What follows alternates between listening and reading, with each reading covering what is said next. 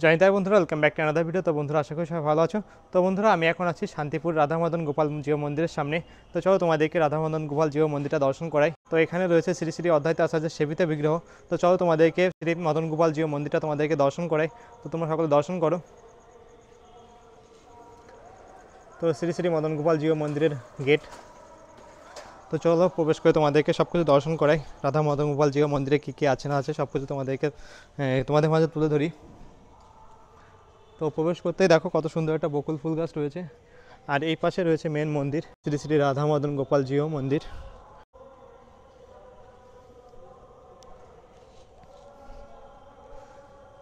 আর এখানে রয়েছে শ্রী শ্রী অদ্বৈত আচার্যের সেবিত বিগ্রহ।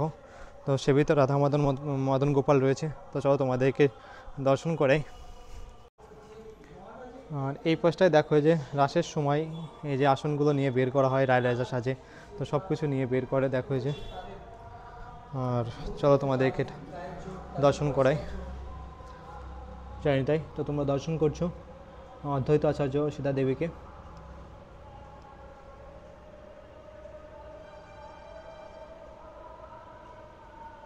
আর এছাড়াও সামনে রয়েছে রাধা মদন গোপাল অদ্বৈত আচার্যের শ্রী শ্রী অদ্বৈত আচার্যের সেবিত বিগ্রহ।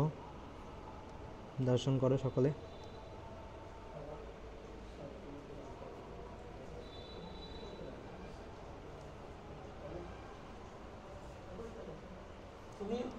কত সুন্দর।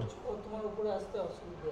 আর ঠিক আছে ঠিক আছে, তুমি তো স্থানীয়, একটু এরা বিদেশ থেকে এসছে, একটু একটু দর্শন করে নিন।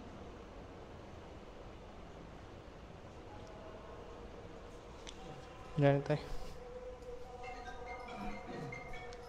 আর এই পাশে রয়েছে সেবিত চিত্র, দেখো কত সুন্দর।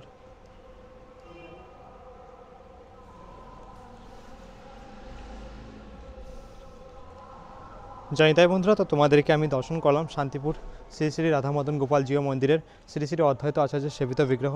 তো আশা করি তোমাদের ভালো লাগবে। তো যদি ভালো লেগে থাকে তো অবশ্যই লাইক, কমেন্ট, শেয়ার আর সাবস্ক্রাইব করতে ভুলো না। তো জানি তাই।